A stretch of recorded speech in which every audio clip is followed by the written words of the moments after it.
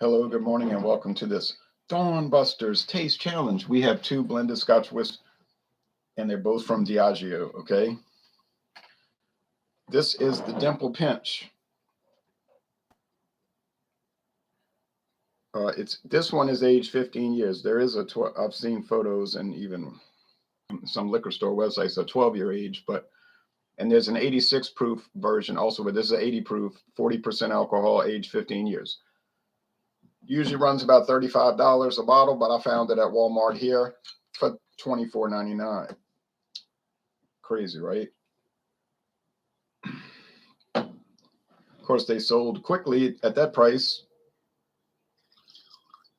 I don't know if that was a mistake or if it was just some craziness, some crazy Walmart deal. It wasn't a special tag, it wasn't like a special price tag, sales tag. So it was strange. Took advantage of it. Now here's Johnnie Walker Double Black. These were at Mathern's, and they were the 50 milliliter bottles. So I got to get 15 of these to make a full bottle. I bought as many as I could until they sold out. I bought all of them that I could get. I know some other people bought them, but if they get some more, I'm gonna try to buy them all till I get to 15. I already drank one bottle when I did my solo review, so I really need, including this, 14. But I have a good amount as it is. So, okay. Double Black, introduced in 2010. No age statement. Younger than the Black label, which is age 12 years. Okay, so, but supposedly smokier. Double smoke. Okay, good. Got an even pour. Both gold. The Johnnie Walker seems slightly darker, but it's so minimal, I won't have to worry about glancing down. Good. I got half the bottle left for another taste challenge in the future. Would obviously be in the future, wouldn't be in the past. So the Dimple Pinch been on the market since 1893. In the United States, it's called the Dimple Pinch. In the rest of Europe, rest of the world, and in Europe, and maybe Canada, I don't remember, it's called just the Dimple. So I don't know what the deal is with the Dimple Pinch in the US. Don't know. But they're both Diageo brands, but Diageo does not acknowledge the Dimple Pinch. Hague, John Hague. They do Hague Club. Now, Diageo talks about Hague Club, a different product. But they don't talk about the Dimple or Dimple Pinch. You get on their website, you'll never see it. There is no website for it. But then other products that are cheaper, for instance, VAT 69 Gold. VAT 69 Gold, I can buy a whole handle for $31.99. The 1,750 milliliter bottle. And they have it listed on their website. They don't say anything about it, but they show a photo. So VAT 69. So, hey, I don't know what's going on with Diageo. I don't know about Diageo. Now, that's it. That's all I can say about it. But the Dimple Pinch, I've been glad I bought it, especially since I paid $10 cheaper. Is it extraordinary? Does the 15 years give it just an extraordinary flavor? I wouldn't go for that far. It tastes like honey-topped, sourly white bread. And the Double Black tastes smoky. So I know, like I did yesterday, Johnnie Walker Red Label versus the Dimple Pinch. The red label tasted better to me. And you could say, well, that's only a 3-year age product. What's wrong with you? There's nothing wrong with me. I just think, not in that respect. I just think that it was more to my preference. Aroma here, just like standard basics blended Scotch whiskey. That's what it honestly smells like. Just like a prototypical, if you say, what's that, blended Scotch? Is it a remarkable version of one. No, just regular standard. And honestly, the same thing here. Now that one over there might have had a little more peaty smokiness. I'm not sure, but I think so. So the aroma on these is not exciting. And frankly, it's a little dull, bland, boring, whatever. All right. But, you know, not in any way bad. You know, like, oh, that smells bad. No, no, no, no. Taste time. Cheers.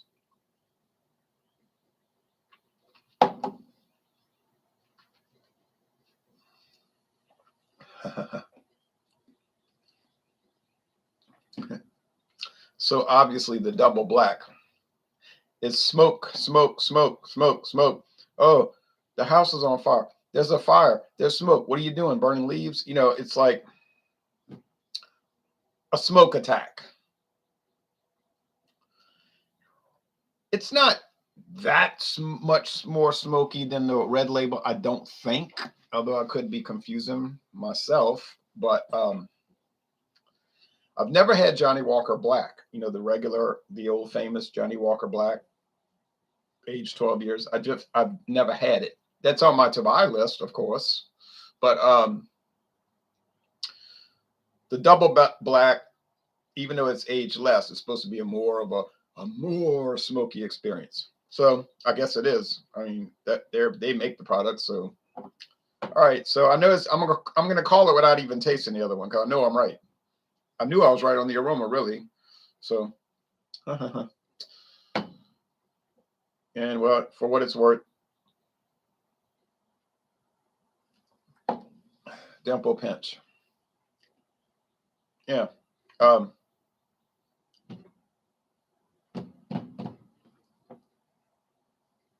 Don't need to sip anymore. I'll save the rest for the next taste challenge later today. It's going to count for tomorrow, but it's fine. It's going to be versus Johnnie Walker Gold Label Reserve. Now, that could be trouble. That could be trouble because that Gold Label Reserve is not smoky at all. It's sort of like the Dimple Pinch, like the honey top white bread. The Gold Label Reserve is just a non-age statement. Kind of a, you know, extra aged, but not any specific age. And it's extra priced because the red label costs you $20. The double black is about $45, and the Gold Label Reserve is about $55. So now it's up to us, you, me, them, everybody, yourself to decide which one is better. Obviously, the way they're positioning them, it's supposed to be one better than the other. Now, Saturday morning, planning on it, or I might do a preemption from a day coming up this next month that I won't probably be able to do one, but would be the blue label. Now, you would think and you would hope at that ridiculously high price that the blue label would be just so much better that it would be laughable. Unfortunately, I haven't really found that to be the case all the time. Most of the time, yes. When you taste Blue Label on its own merits, you're thinking, yeah, it's excellent. It's most excellent, no doubt, 95 out of 100 and everything, but it doesn't really seem to stand out. But then when you do the blind taste test, it blows them up. You know, it blows the competition up. But I don't know if it's going to blow up Dimple Pinch because it's coming from the same people. So I'm a little trepidation with that. Once we finish the Johnnie Walkers, the ones I have, then we're going to bring in Scoresby against the Dimple Pinch. And the reason for that is Scoresby, for the longest time, was a Diageo brand until they sold it to Sazerac about 4 years ago. So the bottle I have was from the days of Diageo. So that would make sense because the bottle I have, like I said, is from the Diageo production days. And really, even I think the bottles you get now are really technically Diageo, because what happened was when they made that deal, they made a production agreement where Diageo would continue to produce the whiskeys for Sazerac for, I think they said 8 years, till Sazerac could get their stuff going and bring all the production for those brands over to their Montreal, Canada distillery, or whatever, whoever they contract with in Scotland, because they don't own a distillery in Scotland, but they could be Diageo for all I know. Just like their whiskey comes from Middleton, people that make Jameson. You say, why would you make whiskey for your competition? I don't know why you would do that, but Miller does it. They make Pabst beer, and that's their competition. You know, maybe so you can control. Well, that was a lawsuit. Remember, that's what Pabst said. They were trying to control them and screw them around by claiming they didn't have time to keep up with production, and that they were intentionally. That's what Pabst's lawsuit said. Now they settled out of court, but that's what Pabst's lawsuit was saying, that Miller was intentionally like not making Schlitz and then saying, well, we couldn't keep up and all of this, and Pabst said, no, they're just charging us too much for the ingredients, and they intentionally don't make the product so that we won't be on the shelves. It won't be on the shelf. And Miller said, that's not true. Of course, you're going to go to the back of the line. We're going to make, when I say Miller, I mean Molson Coors, but it was the Miller part they were going after. And they said, because that's who does it, they said, not common sense, we're going to make Miller High Life and Miller Genuine Draft and Ice House before we make Pabst products. That's going to take precedence. Then when we're done, if we're going to then make the contract products. So I don't know I don't know how they actually settled their lawsuit. I know Pabst ended up buying the Miller Brewery in Irwindale, California, right in Los Angeles County, for some crazy amount of money. And then they said they were going to reopen it because it had been closed since like 2018. But then they didn't reopen it. They sold it to City Brewing. So the only reason they bought it so they could flip it.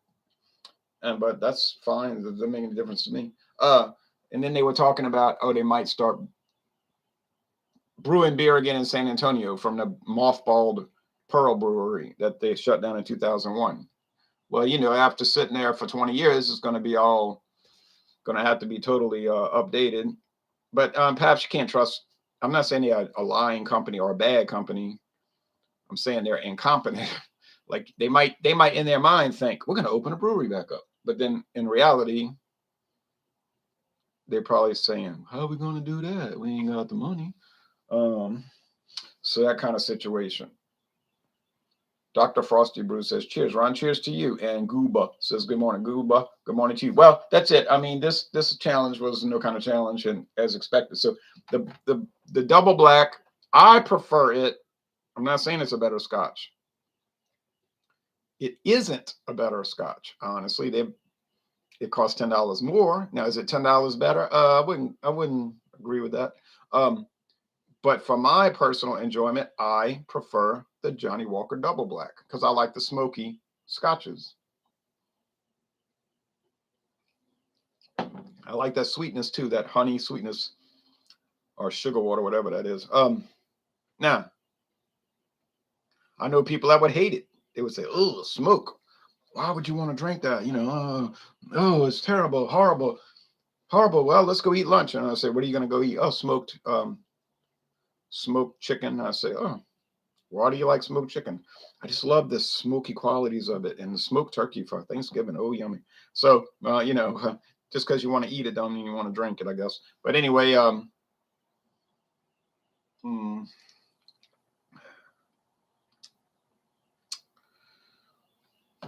very curious to do Johnnie Walker Double Black, against all the other Scotches I have.